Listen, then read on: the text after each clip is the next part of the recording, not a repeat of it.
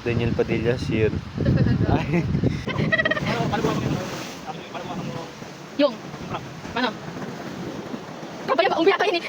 Tit! Ayan ang mga bakla o paalis na naman at nagpipiling mayaman na naman. Hi, Amy. Eto na nga at nakalis na nga kami mga bishi. Ano ba? Huwag nyo nga kami pakialaman. Buhay namin siya. Ay syempre, ano ba? For the payabang kami mga bishi. Dagat kahit konti ang reps. Ay, ano ba? Syempre for the clout. Clout.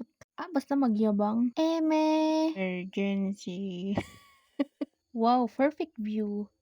Hoy, for the papansin ka talaga dyan ha. Tumabig ka dyan, nagbibideo ako. Ayan, Pangasinan talaga ang punta namin. Inabot na talaga kami ng 1:00 dito mahigit, mag-2:00 na. Napakainit talaga dito. Ayan, natanaw na namin ng karagatan pero hindi pa dyan yung talagang pupuntahan namin.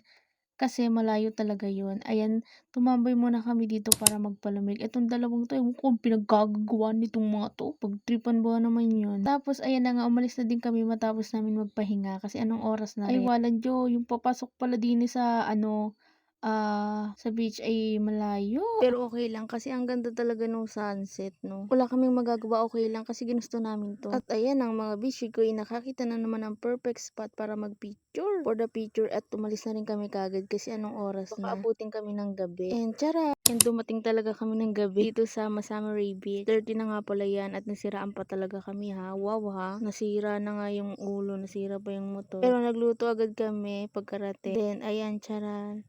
Pagod na ang mga bishi ko. Ayan, for the tumba na siya. Alas 9 naligo kami pero hindi ko na nabidyohan. Madilim kasi. Jump to the conclusion. Uy, ano yun?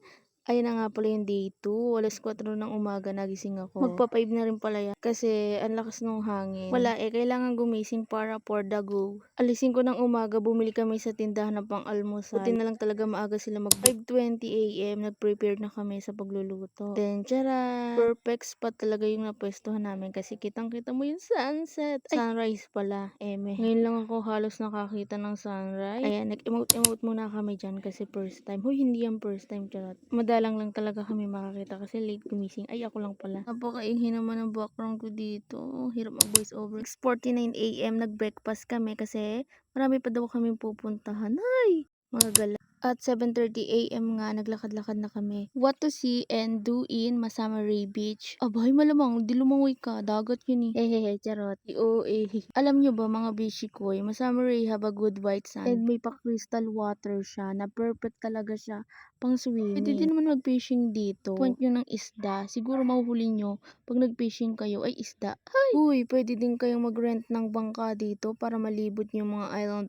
Hindi lang talaga namin alam yung rate pero pwede nyo na maitanong yun. 10 AM nga pala, nandito na kami para hanapin namin ang nawawalang isla. Huy, joke lang. Para puntahan sana namin ang Little Batanes of Pangasinan. Kaso sabi sa amin, hindi na daw pala pwedeng umakyat doon. Since nung nag-pandemic, pinagbawalan na daw. For safety na nga rin daw. Pero okay lang, kahit andito lang kami, kitang-kita namin yung ganda. MG, ang ganda. O, pakinggan nyo itong sinasabi nitong bida-bida. Paano gumapang yung sabi ko paano gumapang Yung crab? Paano? Crab ba yan? Unggo yata yan eh. Di ba kainitan, sari-sari na pinagsasabi. Okay, salamat sa panonood. Bukas ulit.